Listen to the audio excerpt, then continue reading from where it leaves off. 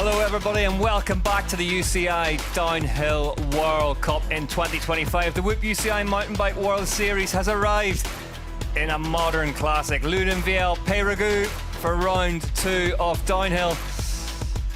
What a venue this is, and what a very different set of circumstances we have on our hands here in the Pyrenees versus our previous visits. As you can see, bright blue skies, scorching hot sun, and a terrifyingly fast track await the riders here in Q2. Let's have a look at what the schedule looks like for this weekend's racing. 3:30 this afternoon, elite women get us underway for Q2. Then from 10 to 11 Central European time tomorrow morning, junior finals. Elites getting us underway at 12:15. Well, if you're new to Q2, don't worry, we've got a little explainer.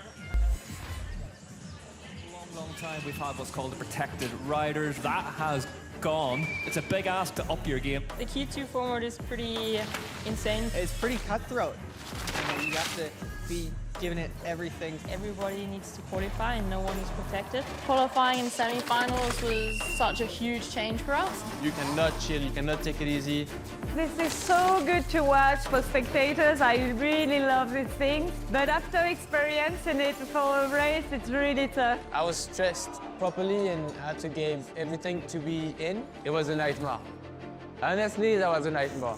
The safety margin to try to make no mistakes is not really there, so everybody's going to pin it. You know, with how high the level of competition is these days, that Q2 run felt like a finals run for me. Having a last chance qualifier is ideal, really. I had the second chance because I didn't qualify in the Q1.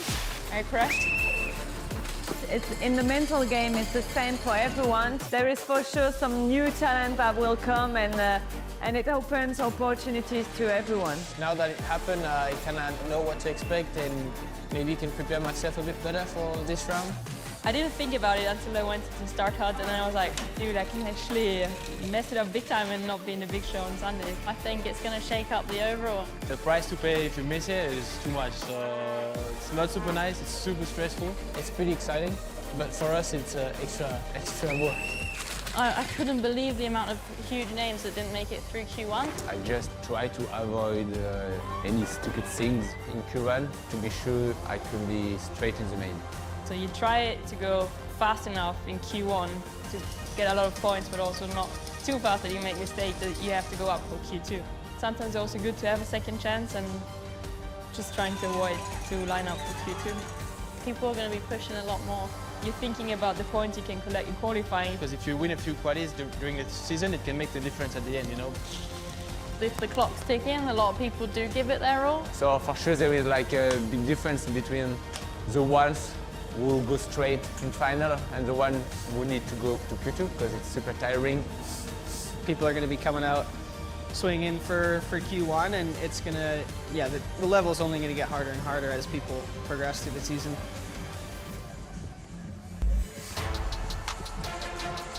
Yep, in 2025, everyone is about second chances in Q2.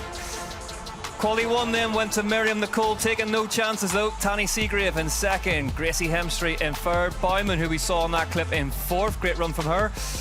And here is who was on the cut list then. Camille Balanche, Gloria Scarzi, Millie Onset, Phoebe Gale, Lays Bonor, Jess Blewett, Monica Hrasnik, some big names in there, about to go bar to bar for the second time today under this blistering hot sun here in France. Here is a start list then, and I am happy to say I'm being joined for this one by not only our very own Josh Carlson, but by Frameworks Racing, Nico Mullally. Nico, your boy, Asa Vermette, got the job done today. Yeah, he had a smooth quali run. There's not a lot on the line for the juniors, so it's important to just get through smoothly, and he was happy with his run. Got a little more in the tank for tomorrow.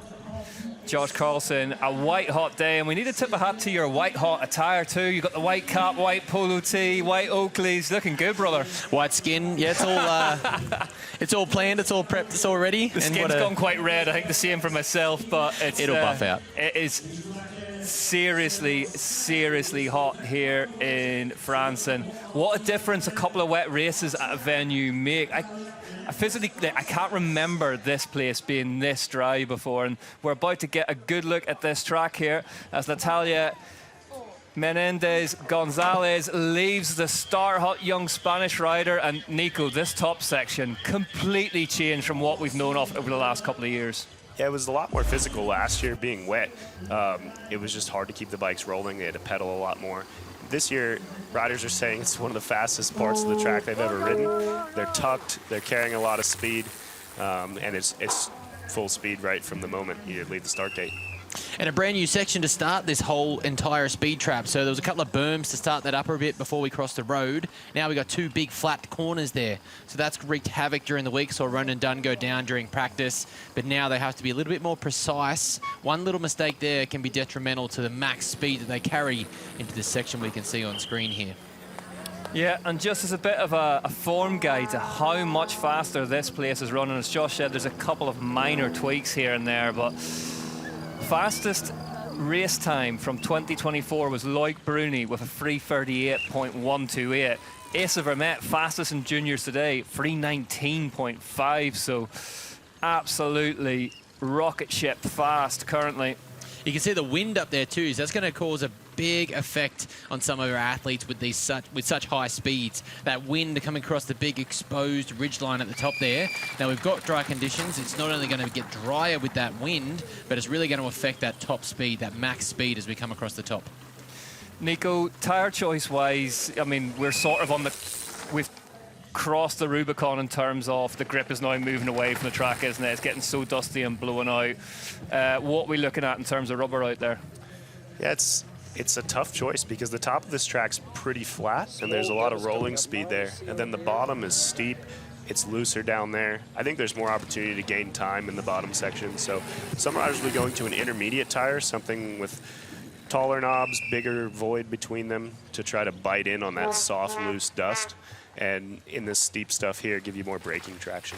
I don't want to sound like an Irishman amazed by rain, but last time we were here, we were talking about Benoit Coulange winning on a full mud tire, Josh, and different animal altogether as we see Menendez Gonzalez heading down now towards split free. Sorry, continue. That's right. We saw him win on the mud tyres. It was dramatically different. But today it's going away so much. So many people are talking about going to a mud tyre, a mid tyre. Nico, you've got 2 athletes. You've had Asa and Anna Newkirk come down in qualifying and junior qualifying. Did they go to a mud tyre or a mid tyre today? So Anna ran the intermediate tire, the Continental Argotol on the front, and then the dry tire, the Cryptotol on the rear. And Asa was dry for both tires.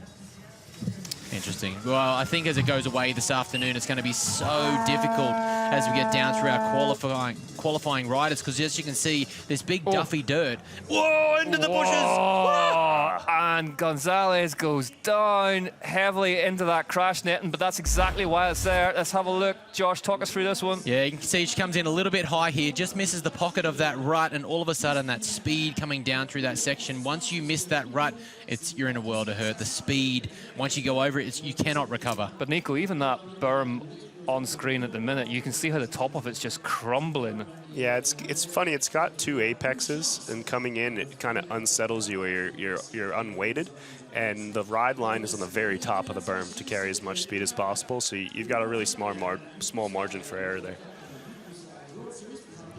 Yeah, it's a shame. Lucky that netting is there, and that really shows how quickly you can get out of hand. Yeah, as we move back up to the top to see Emi Grandoulier, Paz Galo-Fuentes, leaving the start hot on the number 30 bike. I've only been to Chile once, but the conditions were a lot like today. Exactly, yeah. We've been there for Enduro, Josh, in the past, Chile. My goodness, it was definitely pretty similar today. Bone dry, almost knee-deep in dust. Not quite knee-deep up there right now. The much talked about anti-grip. Anti-grip. So back to those mud tyres, I think like it really helps in that anti-grip. It's so deep that they're trying to get that penetration through the dirt. They're trying to find something to bank off, and a lot of our elite men's in particular, someone like Richie Rude, he's went to a High Roller 3 tyre in the back, so quite a tall tyre, but he needs it to slow down. He needs it to brake. 4.8 faster at the 4 split for Galo-Fuentes, as we would expect to see after that crash from Menendez Gonzalez earlier on. So let's get her down towards the first time we're going to see the finish pole here in Q2. And we're going to have a South American on the hot seat in France. Pascal Fuentes goes 4.3 seconds, gives us a 4:23.8 benchmark as we head back up to the top again to see Emily Carrick-Anderson from the Tweed Valley in Scotland leaving the start hop. Now, I would assume from the Tweed Valley in Scotland, pretty good in some dry conditions lately. Yeah, well, I mean, I've not been there to experience them, but it has been pretty dry, but certainly very good at steep and low grip. 4 seconds faster currently on Carrick-Anderson. It's quite weird to say that a UK athlete right now has come out of the winter with a advantage in dry than wet. Yeah, I think we all suffered those posts in Bielsko-Biała, with everybody else enjoying 25 degrees temperatures when they were back home. But Carrick-Anderson, of course, the daughter of Crawford Carrick-Anderson, absolute legend of Scottish and British downhill. Brand new section, not a brand new section, but an updated section there. The track crew have done a great amount of work in that bit to remove those massive ruts and holes from last year. Can't say it's made it any easier, but it's definitely a bit safer. Whoa, get into it. Maybe first round it was easier. Once you had a few hundred bikes on it, it's rough again. 5.3 seconds faster now, Emily Carrick-Anderson, looking super aggressive on the bike out there. What do you think is going to happen here, Nico, this afternoon? It is drier. Courses are going to go up. The riders are getting to a bigger tyre. Do you think it's going to break down some more? I think so. I mean, especially in this run, it's difficult because the riders are going to be more tired. The course is getting softer in some of the spots where the riders are pushing into the corners. So it's easy for them to make a mistake. This is going to be a tough run and tight racing. 6.4 seconds. Emily Carrick-Anderson wheels down off that drop. Gets round that berm. This is looking really good, really, really aggressive, giving herself the best possible opportunity to get through Q2 here. The young British rider turns hard left, crosses a line. 7.9 seconds into the hot seat by quite a margin. Decent run, Nico, you'd have to say. Yeah, she did everything she needed to. This is, as we said, it's going to be a tough bill to qualify here. So here we go, though. One of the big talking points in this Q2 session. Hattie Harnden for Aon Racing leaves the start hot. Harnden had that crash in her race run in Bielsko-Biała. Crash earlier on today. Josh, you have some info on it.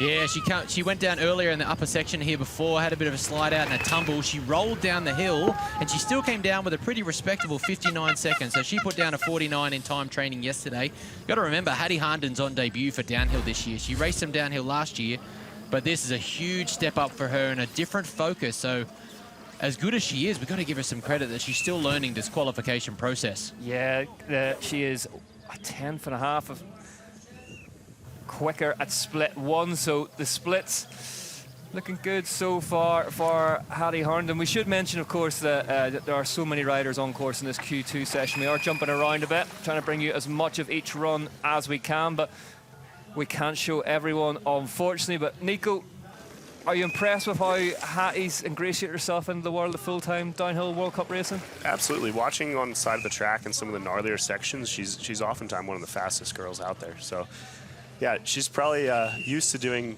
2 runs in a day from Enduro, like only 2. It's not too bad.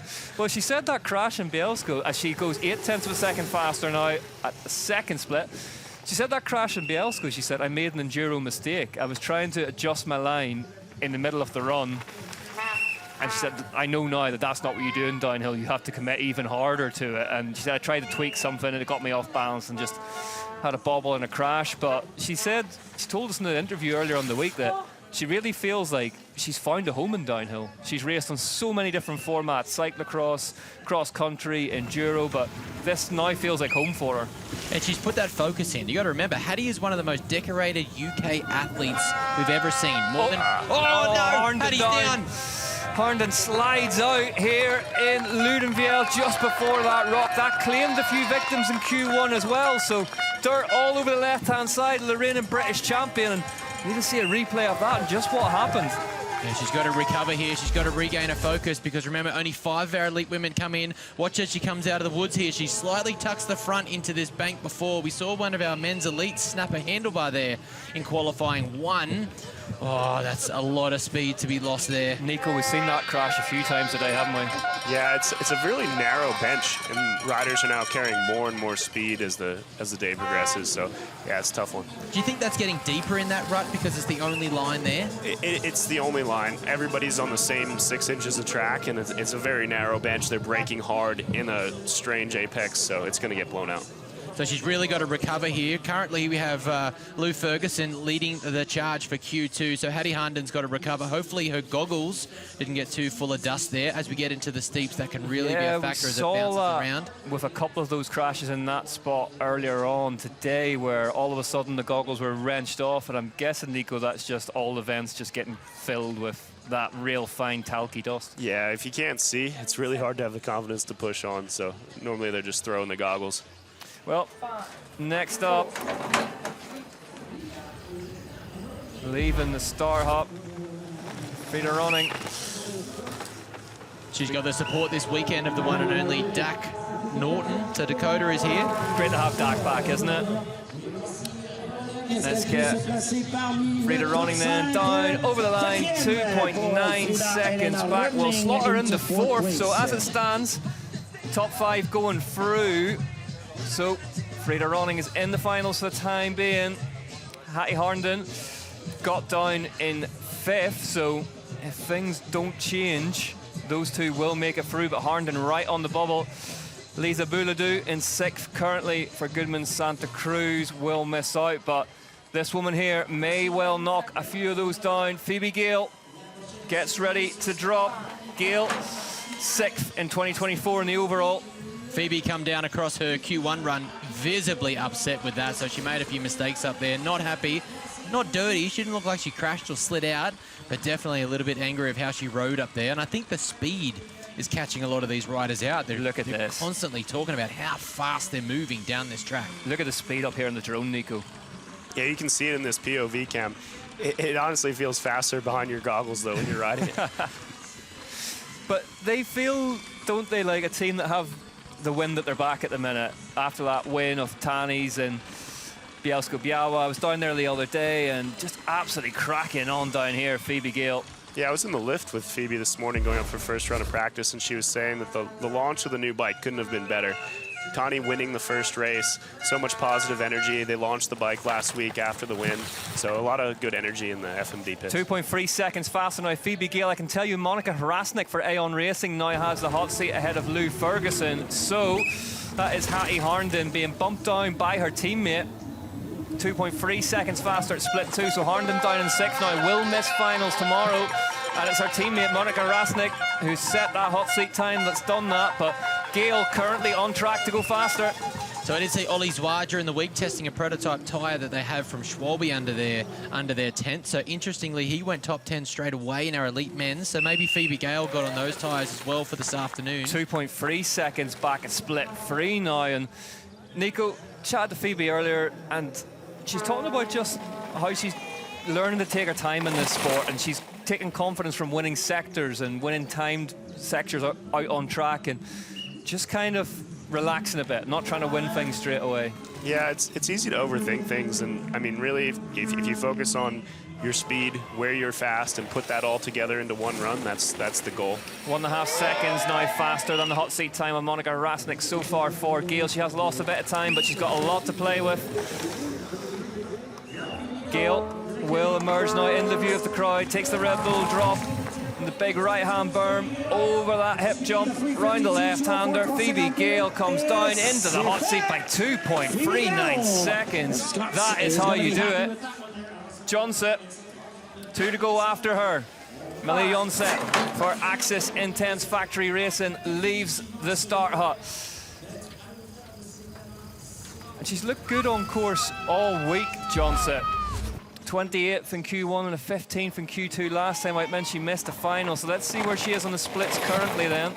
And she's been aggressive all week too. She's first couple of runs, she's definitely stepped into this track and she's been focused on getting faster earlier. That was a great result in Q1, but she's definitely got to hold it together and push here in Q2. She's right in the pocket right now. She's 3.2 back at the third split, 3.7 at the fourth. That would still put her into the top 5 though. Let's see where she's going to end up. The Norwegian tags the pad on the way through on the intense bike. Joe Braden, player manager of that squad. Great run in Q1 from him. Straight through he went. Let's get his teammate Millie on set down the line. And is she going to go in the finals for the first time? Sick! 4.5 just misses out. Nico, that's bitter disappointment. That's a stinger for sure. 0.2 of a second. You think about everything that's going on up that hill, and it comes down to a mere 0.2 of a second, or what is that, almost 0.3. Just if you're at home, pull your phone out. Try and stop it. Try and stop it at 0.3 of a second. Try and stop it at 0.2 of a second or 0.1, and just get a grasp on what that time means. So Gale leads Hrasnik, leads Ferguson, leads Roa Sanchez, leads Les Bonor in 5th currently. Here comes Gloria Scarzi, 1 to go after her, the Italian national champion. A big crash in practice. Scarzi, she is on her way down to the bottom now. Let's get an update on her splits and where she's going to stack up in amongst them. Is Scarzi going to get inside the top 5 here in LOUDENVIELLE? Goes second, 1.9. Les Bonor drops to 6th, and it's now Valentina Roa Sanchez on the bubble in 5th with 1 rider to go, and that rider, Camille Balanche, out on track at the minute. I can tell you at the 3rd split she was 1.2 seconds down. There she is. You can see a replay of her leaving the start up for Yeti Fox, and she seems to be fitting in well there, Nico. Yeah, it seems like a really good team for her. She gets to have her partner Emmy along, coach on the side of the track. It's got to be helpful. Here we go then, Camille Balanche, the last elite woman down across the line, goes in second, 0.7 seconds off the hot seat time of Phoebe Gale. So mission accomplished for Camille Balanche. That means it's Gale, Balanche, Scarzi, Hrasnik and Ferguson who make it through to finals. Roa Sanchez, Bonor, Jonset, Van der Velden and Ronning, the rest of the top 10 who miss out. But you have to say, that's a good result from Monica. Yeah. Monica to come back with a great ride like that. She did struggle a little bit in dry conditions, but for Monica Hrasnik to step back up and claim a great qualifying time this afternoon, it's good for her to be back in the finals. Top 5 in Q2, but back in the finals, that's a good ride for her. It's confirmation then. Gale, Balanche, Scarzi, Hrasnik, Ferguson, your top 5. Roa Sanchez, Bonor, Jonset, Van der Velden, Ronning. Nico, we talked about it before we came on air briefly. Although there's a lot of stress involved in Q2 and being in there, do you also think that the really, really good riders out there will be able to turn that round? And a big result in there, like Monica's just pulled off, or Phoebe, you can ride that confidence from Q2 into finals. Yeah, I think you have to take the positives away. If you're in there, you got to look at it as another chance to get a race run on this track, learn more from it. And, I mean, if it was cut to 10 straight away, you got another chance. So you got to be happy to have that second chance. Yeah, Phoebe Gale, 2nd time in Q2, 2nd time successfully escaping it. She went 19.4.15 in Bielsko. Got the job done today. And looking aggressive. Yeah, looked good, didn't she? Attacked the track here today, looking strong, confident. Maybe that little bit of anger from Q1 fired her up, which is a dangerous game, isn't it? You can be so fired up from Q1 if you had a mistake or you didn't quite execute. And coming into Q2, I mean, it is aggressive, it is intense, but you need a certain level of patience, I'm assuming. So we have, coming up, Elite Men's Q2. Fastest Q1 time was a 3:42.7 from Miriam Nicole. Phoebe Gale's just clocked a 3:49.8 in Q2. And here are our Elite Men's start list. So as ever, a lot of riders to get through. We won't be able to bring you every run live, but we'll do our best to bring you the big times out there on the splits as they happen. Load of names in there, Nico. The depth of Elite Men's racing at the minute. This would be a stressful one to line up for. There's more good riders than there is spots. You're the only non-ginger in the booth, so I have to ask you this. The heat today. is that going to play a factor for those riders that have to go back up there? And it's more fatigue on the body, isn't it? I think for everyone, it's exhausting. It's hot outside. These runs, these full runs on a track like this take a lot out of you. You can see how powerful these riders are coming out of the start. The first minute of this track is really physical. And once your heart rate's to the max, then you drop in on some of the steepest stuff you've ever ridden. Sebastian Holgenvilla gets us underway then. The Colombian, as you mentioned, Josh, had just about one of the worst mechanicals you can have out there during Q1. I mean, to be fair, where it did happen was lucky. It was right where we just saw Hattie Harnden go down earlier, so he snapped his handlebar because he hit that bank so hard, which one shows how quick they're going and how much force is just going through their hands as they go around that one off-camber line coming into one of the steepest sections of our entire course here. And this section here, Nico, absolutely brutal, isn't it? Threading the needle, the speed you're going down there. Yeah, the trail's actually so narrow that the line that you want to hit, there is some softer spots, but where you want to be to carry the most speed is the width of 2 tires. So you don't have much margin, and you're tucked in going 65k an hour. Is there a big risk that you can override this? You can just try and be too aggressive with it and then have the same crash? I think there's less to gain in this top section. Like, you might be a second or 2 down, could be between the whole field. And in the bottom section, there's way more time available. So if you can be in touch coming into this section where he's at now, there's everything to play for at the bottom.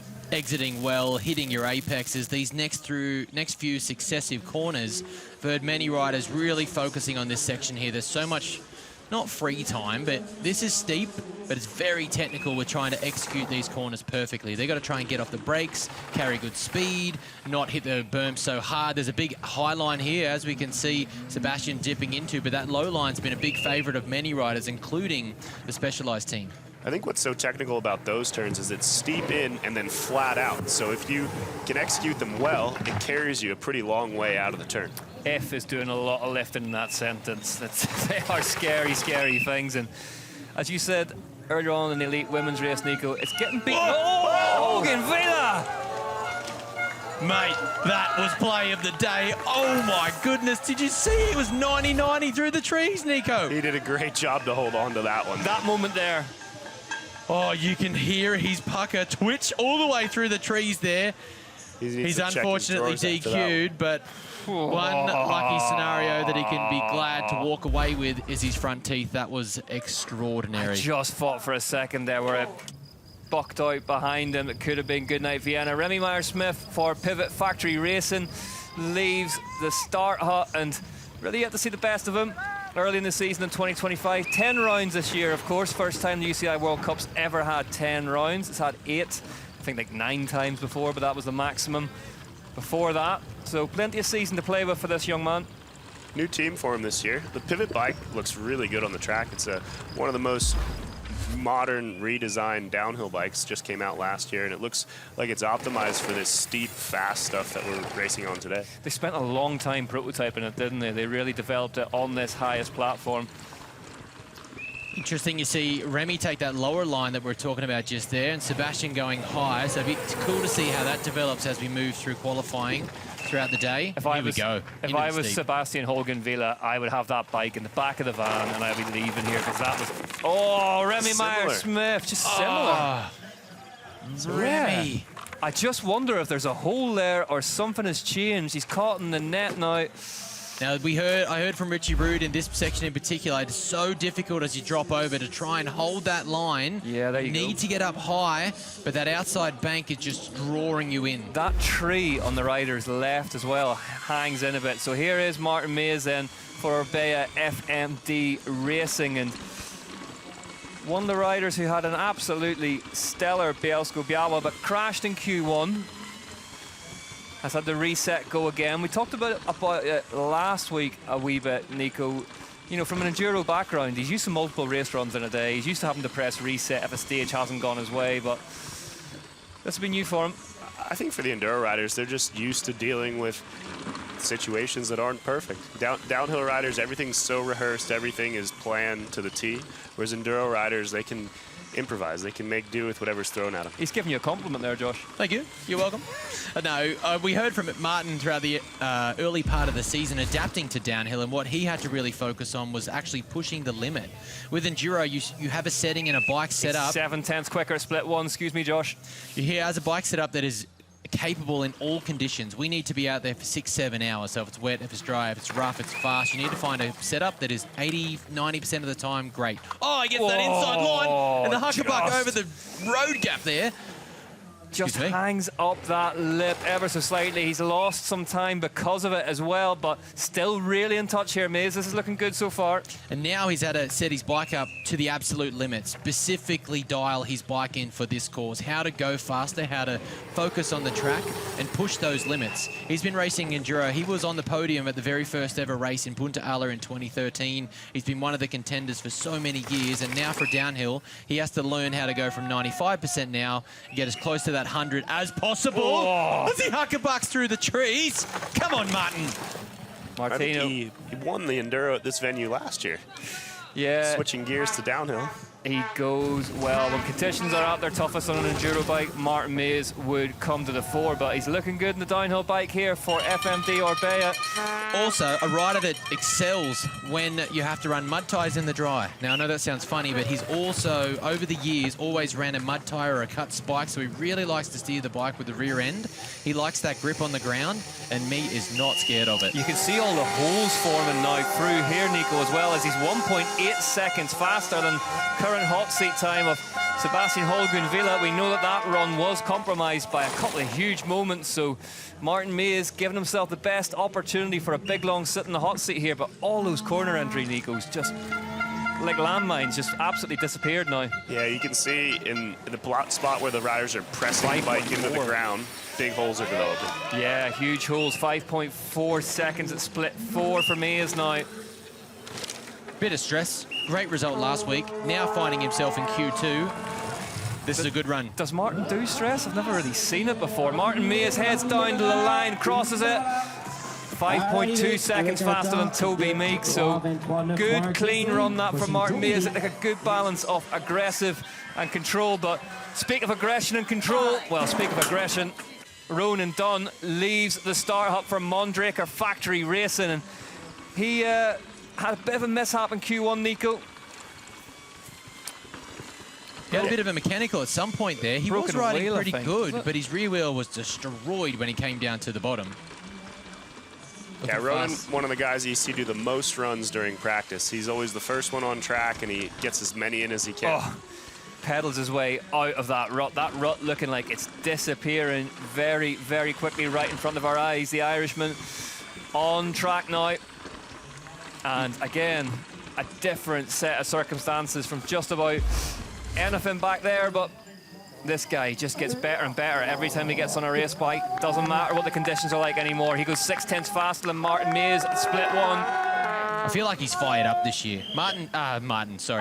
Ronan's had that win last year, and now that's all he wants. He wants that. He wants the win, and now he's fired up. He's not that new guy on the team this year. He's not the new rider in the brand new. Just misses the wall gap. Just misses it, but see that windsock at the top of the hill. That is quite hectic at the moment. Gets that midline through the corner. Look how much he's cut that berm off. Let's get him down towards the second split now. It's been all-out attack from Ronan Dunn so far. It really wasn't that long ago that Ronan was still that wild, loose Ronan that we know and love. He's grown into that professional athlete world, the new team, and I think he expects to do well now. 1.3 seconds faster at split 2, so he ended up in 26th in Bielsko-Biała. Not the result he wanted from a track he'd won at before. Dylan Maples currently in the hot seat ahead of Martin Mays now, so Ronan Dunn gunning for that time of Maples. Anchors up off that really, really super steep drop. Camera doing that absolutely no justice at all. Nico, what do you reckon of this run so far from Dunn? Well, it looks aggressive. That's what we expect from him. And in this sector 3 and 4, I think there's the most time to gain. Once they cross that bridge, as long as they're in touch, where it gets steep, there's a lot of opportunity to make time up. So we'll see what he can do here. Got a good level of anticipation here. He's riding. He's being aggressive, but he looks like he's anticipating what's coming at him. He's not waiting for it. He's charging into every little braking bump, hole, corner, setting up early. This is a good run here. And what is it, Nico, about this bottom part of the course? It's just wider, more line choices, more opportunities to make time. It's just the steepness of it. You drop in and you're on the brakes the whole way. Oh, that's a wheel gone. Oh, no, Ronan Dunn, 3.2 seconds up here in Q2 is continuing on, but that wheel is going to disintegrate in front of our eyes here. Josh, talk us through it. Oh, he goes for this big pull over the rocks here. He just clips the edge of it and it unseats the rim, unseats the tyre off the rim. Oh, that's devastating for Ronan Dunn. 2 runs in a row. Nico, better disappointment, but he's got the bike down and he's in one piece because that was a potentially horrific crash waiting to happen. He's not there yet. Hold on to your horses. He's going for it. He's trying to get through. It's just not going to happen. Apologies if you heard any language there. Ronan Dunn. And this is the problem with no protected riders. You got guys in this situation. Ronan's been protected for so long in mechanical in both runs, and he's out. Look at this, Nico. Wow. What a boy to take that. I've been there before. When you got a mechanical, you put your whole weekend into this, you got to keep trying, and he gave it everything he had. Absolutely. All out from Ronan Dunn. Nothing short of maximum drama, as you'd expect. This man, Ollie Davis of Trek Factory Racing, had just about the most painful looking crash I've seen in a long time in Q1. No, rode the back wheel with his crotch for quite an extended period of time, but doesn't seem to have dented his spirits one iota. He is back out on track, just tries to go deeper into that rut there, Nico. I don't know if he tried to. The rut's just getting deeper. It's hard to miss at the speeds they're going.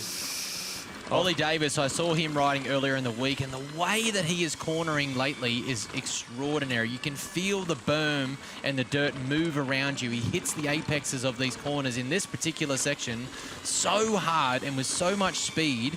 It's really incredible to see. He's been growing really nicely as we see Ronan Dunn carrying his bike out of the arena. He's been growing nicely into the brand new team and set up down there. He's had a strong start to the season. He has recovered from an injury from hardline earlier, but his result last weekend was no fluke. 2.8 seconds faster currently. So Dylan Maples holds on to the hot seat currently with 3:23.3.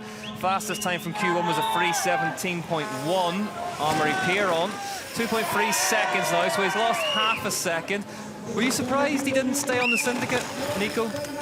You know, I don't think he got on really well last year, and there was an opportunity to go to Trek, be teammates with Lockie, who he's been really good buddies with, teammates on Union, so I think this is a really good fit for him. Davis crosses the line, goes fastest, 1.5 seconds faster than that time with Dylan Maples, so doing it the hard way. Interestingly, a 3:21 there. That is right in the pocket of that top 20 to 25 overall result from Q1. So 10 riders will go through from this session to join the top 20 from Q1. Currently on the bubble is Remy Meyer-Smith, and he is 19.6 seconds slower. We heard from Ryan yesterday from Trek Factory Racing about that custom bike that they've got, and that Trek session is, that bike Ollie is on is one of 8. There's only 8 of those made at the moment, 2 per rider, 4 riders on that team, so a very custom specific bike for those athletes. 63.43, and then missed finals for this man last time out, Lucas Cruz on the Norco. And that entry, getting people really, really squirrely through there, Nico. Yeah, it's a tough one. It's a huge compression. They're absolutely gassed by the time they get there, and the timing on it is really tough to get. It's also hard in the light in these lower wood section, too. They're in and out of the trees, and with the shadows, it's hard to really see where all your marks are. And that pad they're jumping through, they're jumping across the track there.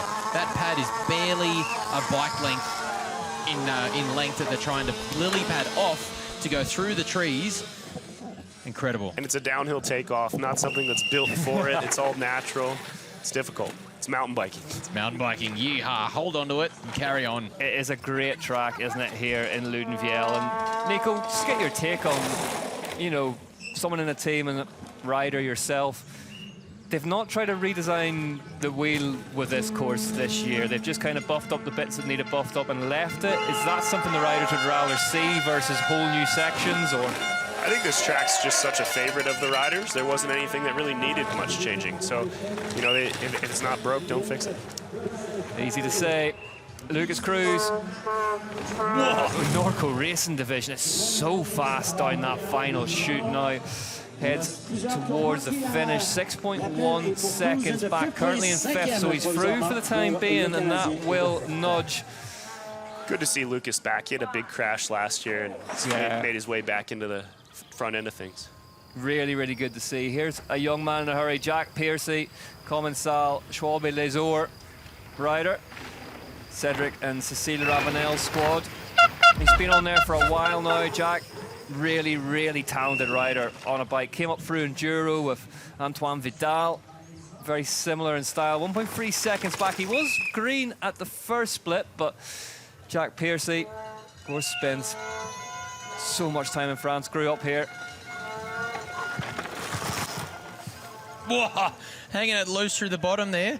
This team's got some good vibes happening at the minute. Antoine Piron we saw riding really well on that bike and that team. This man is not scared of the steeps, that's for sure. Yeah, the Ravenels really doing a good job growing their team up from a team that just sort of supported younger riders and branching out, getting bigger and bigger. Great to see. Family effort. Let's get him to the 3rd split now. Wow, that section is just getting blown apart. Absolute removing sections of trail as he comes down here. Options opted not for the double jump there. Quite interesting. 5.7 seconds back for Piercy. And Nico, what are your eyes telling you about what's going on with this track at the minute? How's it looking to you? It looks like it's blowed out quite a bit. There's a lot of soft sections in the apexes of turns. You can see where the riders are pushing into the corner to make their turn. Those sections naturally are getting softer. So as the riders keep doing that and they're fatigued during their run, it's hard not to get pushed offline. 6.9 seconds back for Piercy, so just moving away from him a little bit this one. We haven't seen too much wrong for him, but he's going to come down now towards the finish arena. 7 seconds back, and we have a red flag out on course currently. Ollie Davis leads the way. Let me just run you through the top 10 then. Davis, Maples, Mays, Piron, Metcalf, Cruz, Piercy, Meek, Williamson, Garcia, Aora, as we are under a red flag here in Loudenvielle. Oh, that's Angus Ferguson down on the ground there. Yeah, looks like a big, big impact. He's not straight back up. Here it is, Nico. What are we seeing here? Sorry, Nico Arnold. He's carrying some good speed here. This is one of the turns that's getting the most blown on the track. Steep into a flat corner. Oh, there we go. Oh.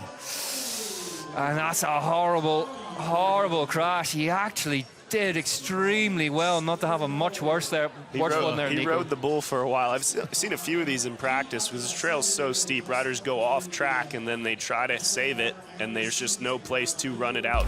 Horrible feeling, Josh, so when you're pitched onto the front of the bike and you can't get back, but this is going to cause a little bit of chaos behind them now because riders will already be on course and have to go back up for reruns. They won't be happy to be starting for the 3rd time today, but if it was you that crashed, you'd want them to take all safety precautions, so that riders appreciate that. So out of the commentary booth window, I've seen Ollie Davis is headed off towards the pits. He seems confident that his job's done for the day. That one will do it. There's not much else he can do. No, Sitting here is not going to help anything. He needs to get himself in the lake. Yeah. As we discussed earlier in the heat. Yeah. Some good ice cream around here too. Yeah. Nice gelato at the bottom of the gondola. Yeah, we could do a drop off ice cream if anybody's knocking about, but good to see him sitting up here. But yeah, it's one of the worst crashes you can have on a mountain bike, whenever you just get pushed over the front and the saddle's hooked in behind you and you can't get yourself back on it. And when you can see it coming is the worst part. You're trying to save it, you think you've got it under control, and you can see that over the bars coming for 4 seconds. And you have so much time to think about it once it's happening as well. It's a good long visualization of what's about to happen to you. Here we go again. Talk us through it. So he goes inside on this turn to try to miss the hole, doesn't have enough speed, but still pulls this gap. He knows if he wants to try to qualify, he needs to jump out of that turn. Doesn't have enough speed, cases it, and just goes off trail. Man, huge impact. You can see just how far he fell, too, from a couple of different corners there. He come unstuck on that early corner. Oh. What would that be? 50 metres, 150 metres up the hill. Just the way that slapped into that huge It's hard to tell on screen how steep the track is, but you can see it now. Well, we can just before he departed, Ollie Davis gave us a quick interview. Here's what he had to say on that hot seat run.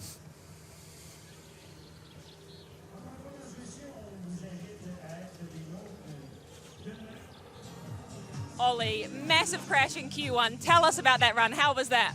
Yeah, it was a bit of a shambles run in qualifying one.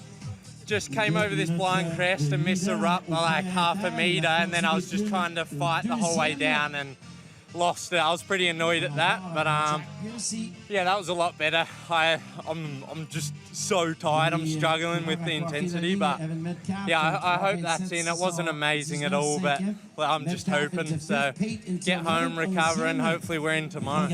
Well, we hope that you are also in tomorrow. What sort of changes did you make leading into, obviously you crashed, but then was there any technical changes that you made because of the course? Not really. I just sort of braking a little early, especially into where I crashed, because it's just blowing out a lot, so it's always different. But no, I just got Celia rubbing my arms and got the yeah, so they were a bit better, but yeah. Well, perfect. We look forward to you seeing you out there tomorrow, hopefully. Yeah, perfect. Thank you. I'd say he's in a pretty good position. Nico, that'll do it, won't he? He's through. I think so. It'll be tight. We've got a couple heavy hitters coming, and I think his run, it's a few seconds ahead of the other riders, so I don't know. Top 3 maybe is on the bubble right now. Once these other guys drop in. He's a cautious man, Mullally, isn't he? Doesn't like to show his cards too early. Do you think he would have felt a bit of pressure there? Oh, yeah. Because last week he had a dream run. He went straight through from Q1 through to finals. This week, all of a sudden, he is one of the first riders we've seen in Q2. So he is the opposite end. I think the pressure with this is like with downhill racing is the times are so tight. There's no margin for any mistake.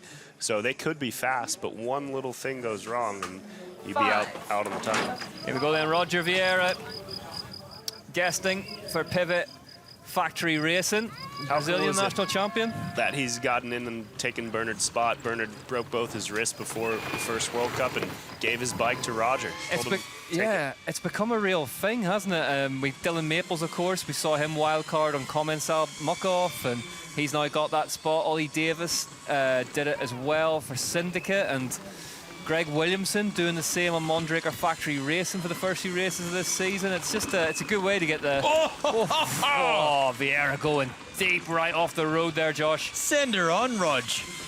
Hey, Roger Ramjet straight off the road up there. Roger had a big crash in practice earlier this morning, so he's had a taste of that slippery dirt and that anti-grip.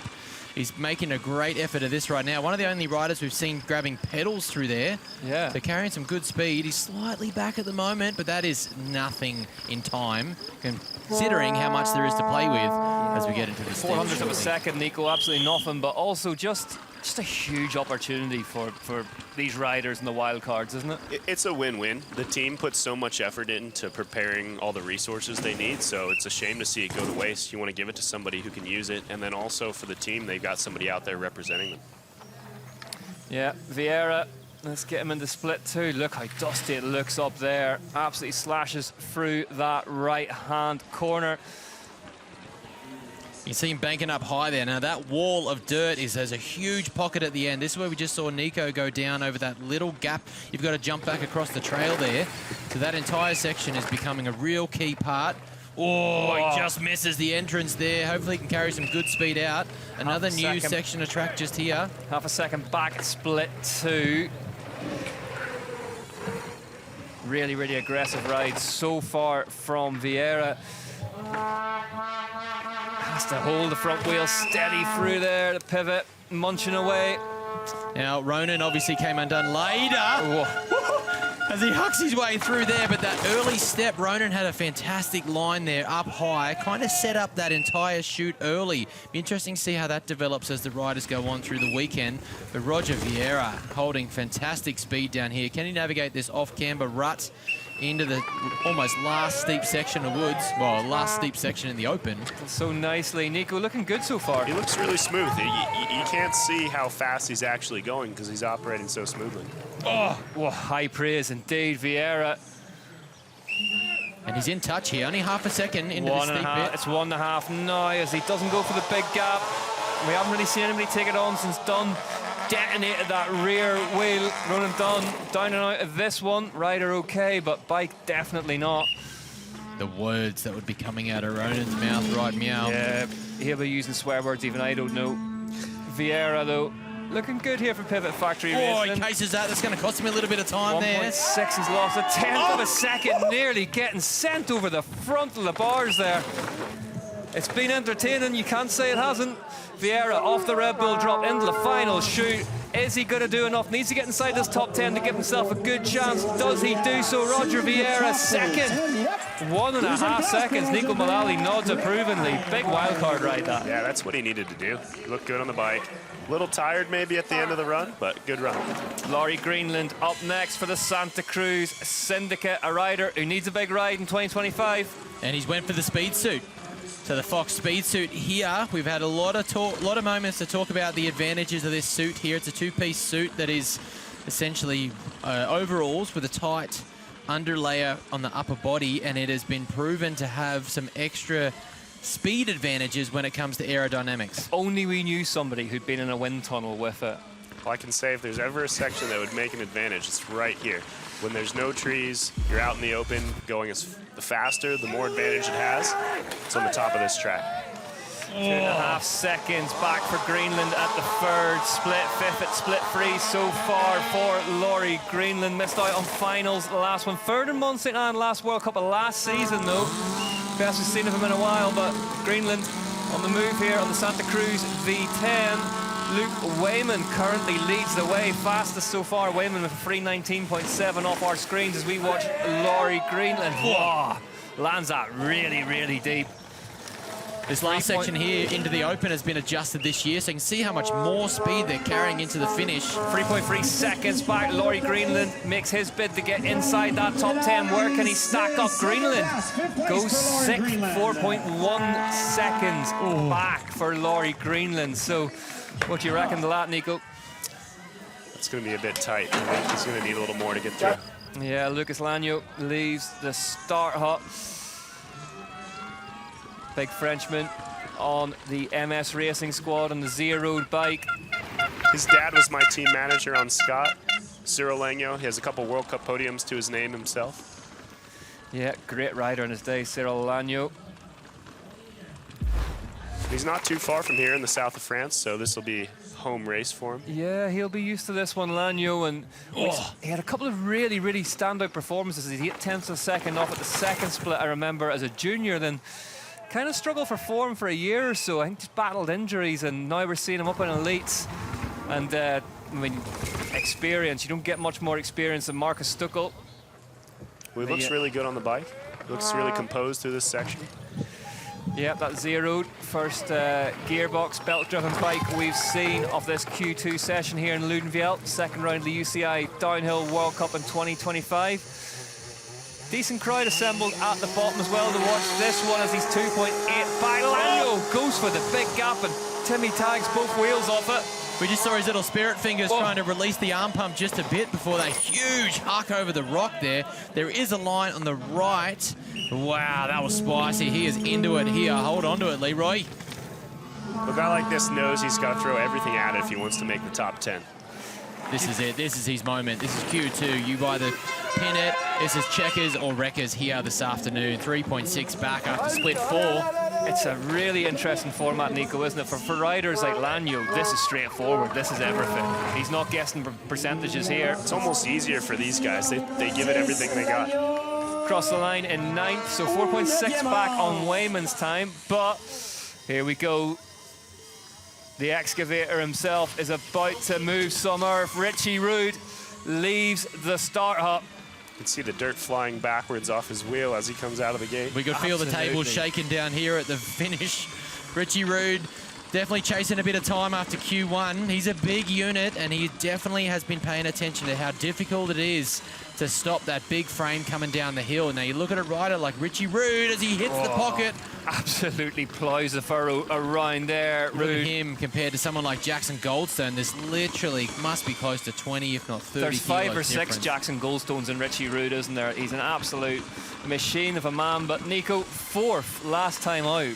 Only his 12th ever UCI Downhill World Cup. Really impressive result for him. It makes you wonder what he would have done if he would have stuck with downhill. Yeah, I saw it might have been, I think it's his 18th, and his first was in 2012.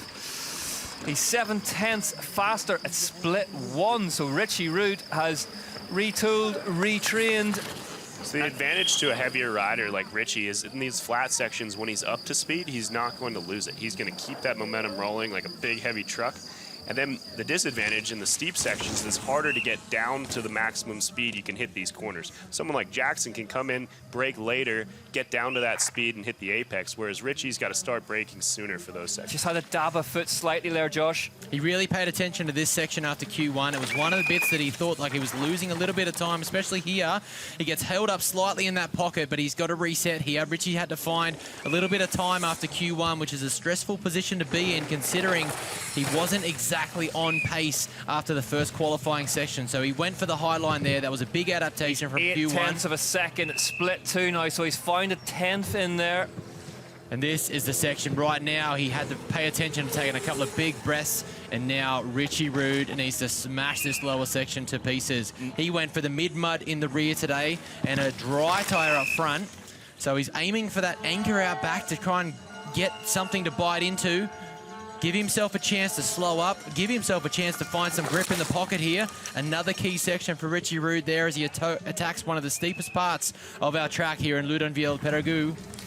Richie Rood looking extremely fast through here, but just has to dab a foot. Nico, that's that corner again. Yeah, it didn't seem like it slowed him down. He got out of it really well, but yeah, it's just a narrow bench and it's getting blown out. Rood looking really, really good on that yet to be released Yeti downhill bike, and the whole setup firing underneath him. Tyler Waite learning as much as he can from the maestro, but Rood 1.5 seconds back, so those couple of mistakes that we've seen has lost him time. Richie Rood, 4th place in Bielsko-Biała. Is he about to lose out here in Loudenvielle, Périgueux? Now this is one young man you would not assume would struggle with fitness. Oh, huge mistake! Rood misses the line to the right-hand side altogether and not going his way. 3.7 seconds back. We're going to have to see where this puts him in. There's so much flat section out of that too that if you miss that line, it really ruins your speed. And that's the edge they're playing with. They have to make those inside lines here. Another rider that needs to adapt to the downhill world. Rood on his way, hangs a foot off, turns left, crosses the line. 17th place, 5.1 seconds. Richie Rood will not make the cut of the top 10 here this afternoon in Q2 that we will see in finals. So we are down a Ronan Dunn and we're down a Richie Rood. Jackson Connolly from Australia leaves the start hop. Jackson had a great Q1. He was right in the pocket, rode well, had a couple of mistakes early, but again, he was really focused on Q2 and split 2 and split 3, and he's cleaned them up. He's went fastest in split 2, and he's only 1.2 back in split 3 as he comes down to the lower section. Yeah, 1.7 back at split 4 for Jackson Connolly. Had a good second split, but this one is going to need to be pretty special if he's going to want to get inside the top 10. Connolly cracking on here. Is he going to get inside the top 10? Loudenvielle Périgueux crosses the line. 2 seconds back on that. Hot seat time of Luke Wayman. Continental Atherton hanging on to the hot seat. Great result from Jackson.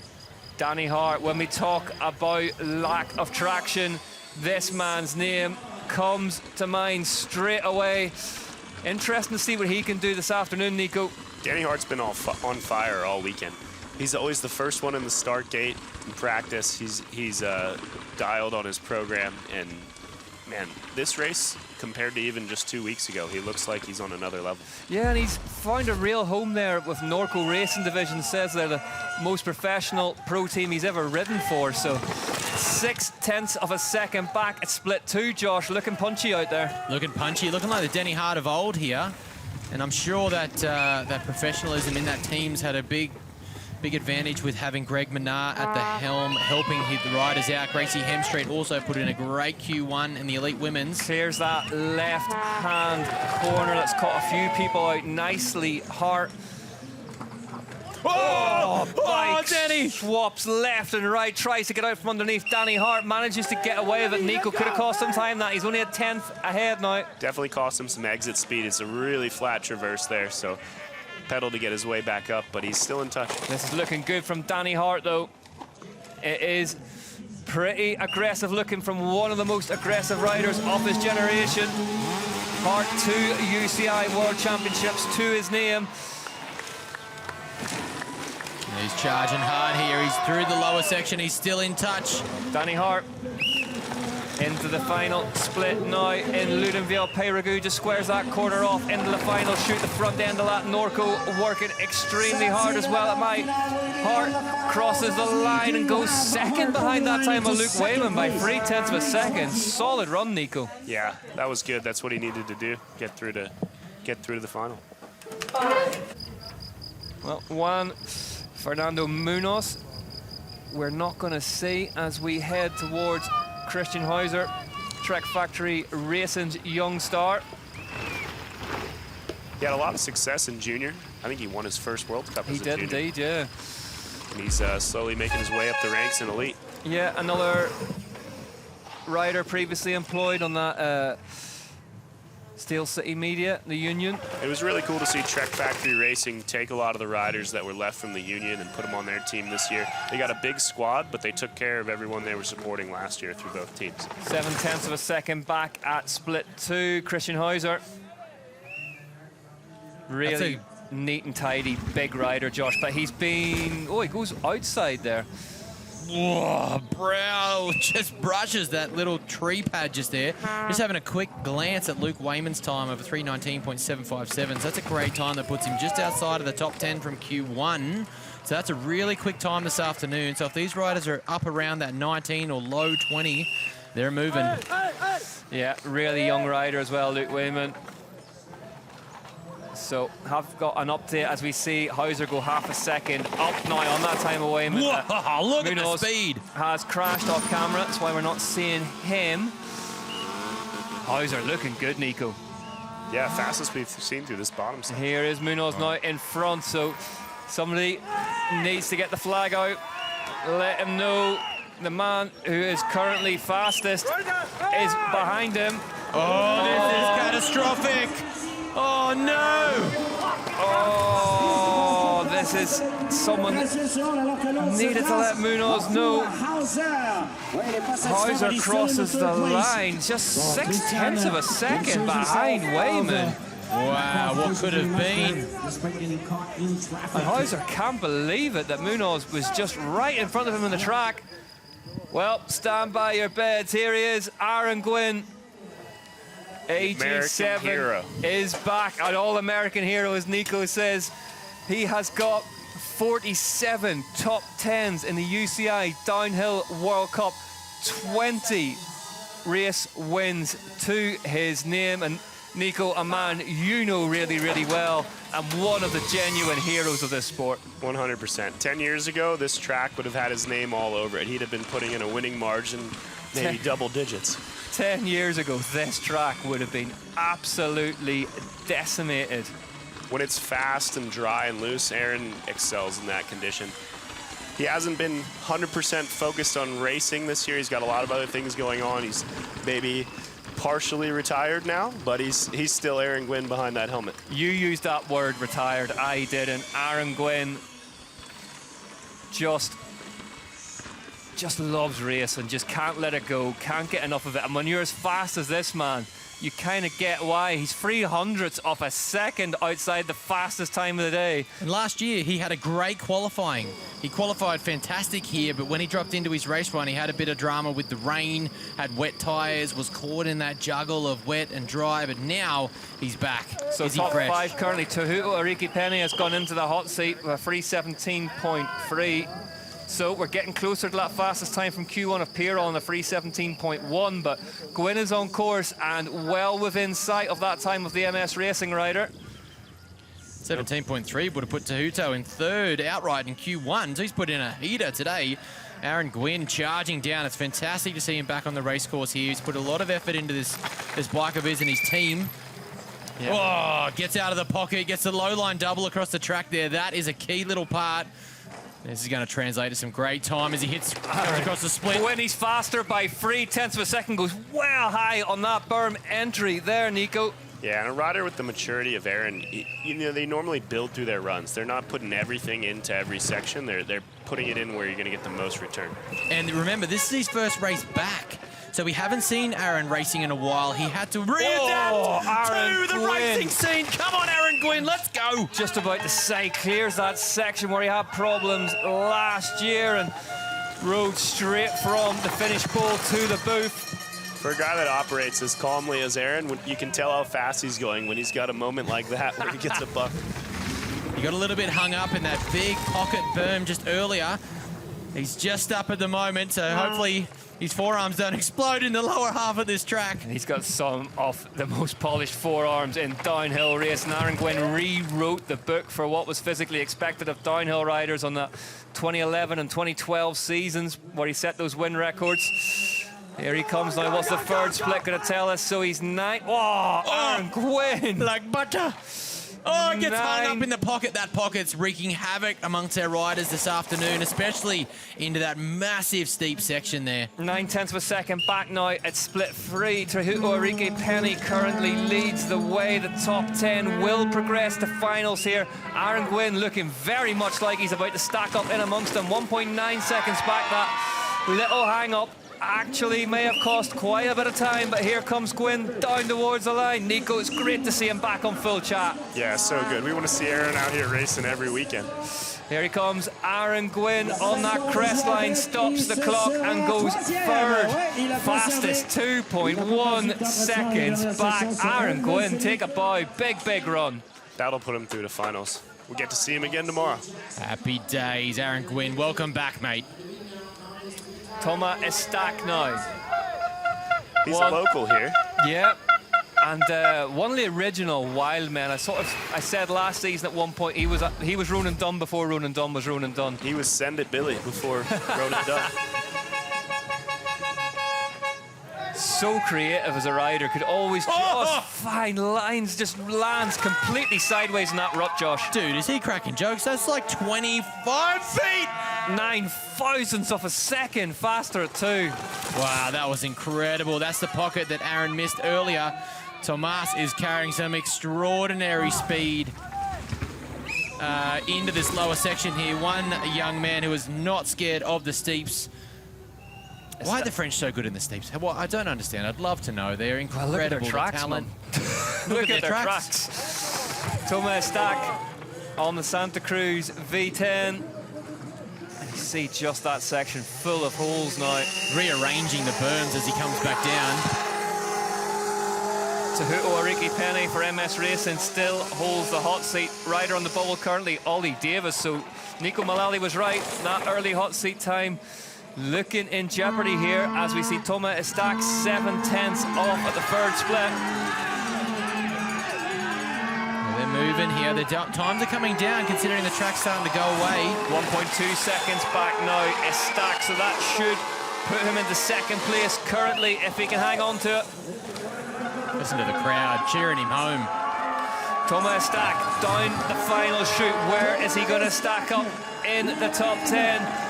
Frenchman over the line, third place, 1.4 seconds back. Nico Mullally nods on. Impressed with that one? He gets right where he needs to be.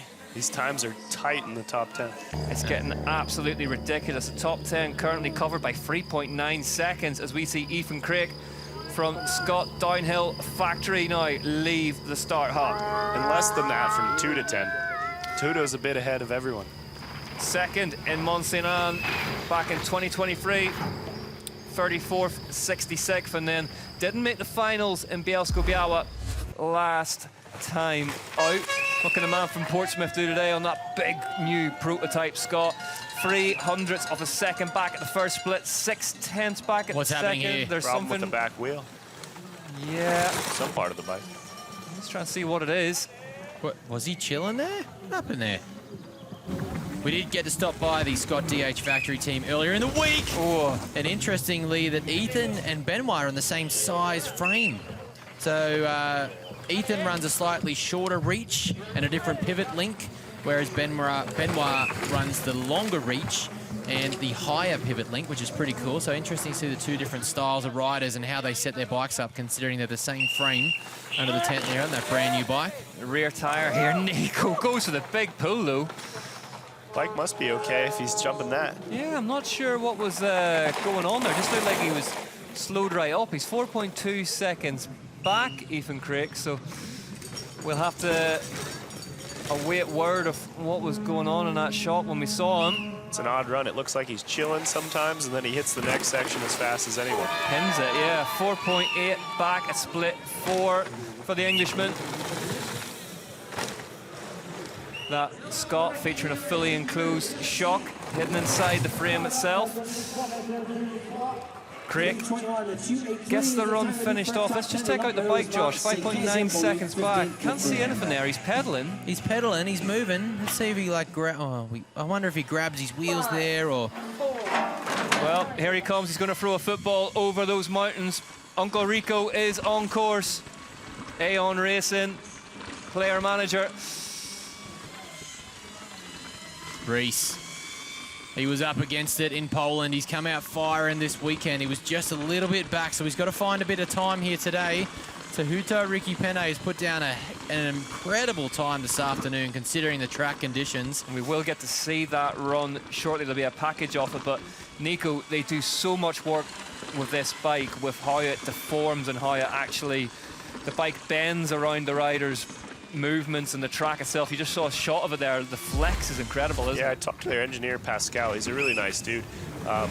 Told him I see the rear wheel flexing a lot on the track, and he said that's designed into the bike. It's supposed to help you get grip, and you have to play to that strategy. You have to have riders that want to use that as an advantage. It's something that Reese picked up on and really liked from the first moment he rode it. 1.7 seconds back at the second split, Josh. Look at those lines coming through that key section there. If there's any rider out there that will find the extra lines to gain a little bit of time, it's Reese Wilson. Gets out of that key corner great there. Does not get held up in the pocket. He's slightly back now through split 3. Is this going to be enough to get him through? He's right on the bubble at the moment. 2.1 back at the third split for Reese Wilson from the borders in Scotland. Through this gap jump section, it's moved to 3.1 now, so that would just about get him inside the top 10 as things stand. Goes well over to the right-hand side there on the Gamuk Sega.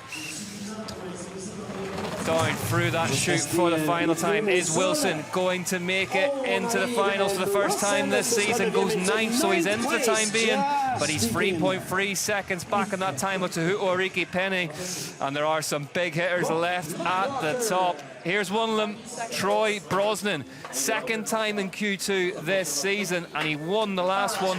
What do you make of his chances today, Nico? I think his chances are pretty good. I don't think he likes being in Q2. I think it's maybe adding a few gray hairs. But it's all the motivation to ride faster and don't have to do it. And Josh, we talk about a man who'd be well used to the dusty conditions. The Adelaide native will be absolutely no stranger to what's up there today. Absolutely no stranger. He loves beautiful dry conditions. line through there. You see how wide he set up for it. Oh, he just gets hung up in that key corner coming into the speed trap. Troy is definitely one of the best at staying low and going as fast as possible. And there will be a little bit of tension down there in the Canyon Collective pit this week, because should Troy Brosnan get through this session and then win the finals, he will equal the wins record of their team manager, Fabian Burrell. I think Fabian wants him to do it. That'll be better for everyone because he helped him. I was just about to say, I spoke to Fabian about this earlier on today, and I did not get the impression he wanted him to do it, but you're maybe right. Now, if there's anyone who can lift as well, as we dropped a little bit of time there, he's lost 1.8 in that split 3, but Troy is mature and really, really mentally strong at lifting for this Q2. So he did fumble a little last week, get caught out by the speed, but here in Loudenvielle, that 1.8 makes me a little nervous, but he's got to make it up in the bottom section here. 2.2 seconds back, so just a reminder, a lot of riders on course in this Q2 session. We will bring you as many of these timed runs as we can. Troy Brosnan is currently on track. Got a win in Montserrat at the end of last season. What can the Australian do here in Q2 in Loudenvielle? Goes 7 fastest with a 2.8. Nico, is that going to be enough for Brosnan today? I think it's going to be close. It's very, very careful, man, and I respect that. Oh, I think it's going to be tight, but look who we've got coming up behind him, the Speaking wild Kiwi. of less careful men, Lockie Stevens McNabb for Trek Factory Racing now, leaving the start hut. Qualified 9th here back in 2024. He had a breakout season last year. Was it 3 podiums? Yeah, and almost won the race in Poland. He was ahead before he crashed. he is 1/10 of a second up the second split and still raced comparatively few downhill World Cups as an elite as well. You know, still a very young man, a lot of noise around him. A young rider, and he's missed a season for injury, so he's really growing into his speed. Yeah, one of those raw talents is looking to just buff a few of the corners off Josh. And on a factory team this year. Oh, Stevens McNabb in that left-hander becomes the latest victim of it and just gets set down in the dust. Talk us through it. Look at this, coming roaring out of the trees once again, just weights that front tyre a little bit too much. Maybe that deep dust in that one off-camber line there is just catching a few people out. There could have been a ghoulie, could have been a rock in there. Oh, that is catastrophic for Lockie Stevens McNabb. Lockie Stevens McNabb in trouble in Q2 here in Loudenvielle, Peyragu, and may well be another big name not joining the big show. Tomorrow's Elite Men's Finals, just after the Elite Women's Finals. That's 2 for the Trek Factory Racing, with Ollie Davis and Lockie Stevens McNabb falling slightly short of finals come Sunday. So that entire team rests on the shoulders of Sasha Ernest for our downhill finals come tomorrow. Fastest time off the session so far, currently held by Tehuta Ricky Penny. We will bring you a package of that shortly. Top 10 will progress through to tomorrow's finals along the top 20 from Q1. Here's Max Hartenstern, and what a season Max is having. He's been looking great this year. When I see him on track, he's often one of the most aggressive riders, carrying really good exit speed, dynamic on the bike. I really like the way he's riding. 2 to go after the German, who was 8th at round 1. The Factory Racing rider off track and in trouble here, Hartenstern. Well, that's one way to do it. Max Hartenstern off-piste, off course, and out of the finals with that. Josh, this is eyes in the mouth stuff. Look at this. This corner is just being a nuisance. Look at him go, though. Free ride life down the hill. Wow, that's actually quite impressive for him to save that and hold on. Yeah, he got Obviously, he missed the pole. So if those who don't know the rules, if you miss a pole, your run is disqualified. You must stay within the track. So if you do miss one, you either push back up and go back in where you exited the track. But unfortunately for Max, that's all she wrote. Well, here we see Henry Kerr for A-On Racing, the last of the elite men to leave the Star Hut. Jordan Williams of Specialized Gravity currently on track in the green as well. But this is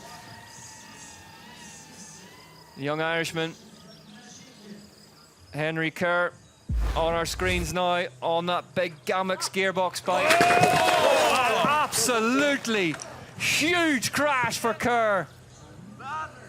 Horrible, horrible crash. Gives the thumbs up, but barely takes a second to do the systems check, Nico. That was an absolutely brutal one. Talk us through it. Did not sound good.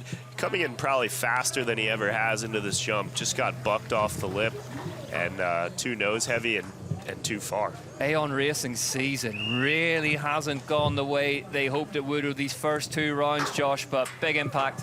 Big impact, but what he did extremely well there, as you go back through that footage, he tucked his head and just rolled through it. So he was going straight out the front door there, but he tucked his head under and almost rolled with it. So he rolled onto his back, which saved him massively there. If there was ever an example on how to crash, Henry Kerr just did it perfectly. What was that little device we saw just strapped to the bike, Nico, underneath the saddle? If it was a drop post of some sort. We're not really sure. Yeah, I don't know what was going on there. Externally mounted one? There was something. Anyway, the A-On Racing squad working all week long with the Gamex engineers, and definitely not a team afraid of trying new things. We've also just seen that Jordan Williams did come down the hill into 3rd place with a 318.4. So Jordan Williams slides in. Here is Tehuta Ricky Penny, though, who has topped the timesheets here in Q2 in Loudenvielle, Peyragu. It's been chaotic, it's been frenetic. but this man, Nico Mullally, got the job done. Yeah, it's good to see, man. He's such an aggressive rider. He's a bit sporadic with his results, but when he's on, he really puts a good run down. He's always kind of felt like that, hasn't he? If he could just hook it up into a cohesive set of results, it would be super, super impressive. And you see the national champs sleeve. The nicest kid around the pits, too. All the riders just stoked to see him do well. 0.2 of a second behind that time of Amaury Piron. Super, super impressive from Tehuto Ricky Penny, and he is going to be down there right now. We can hear from him earlier.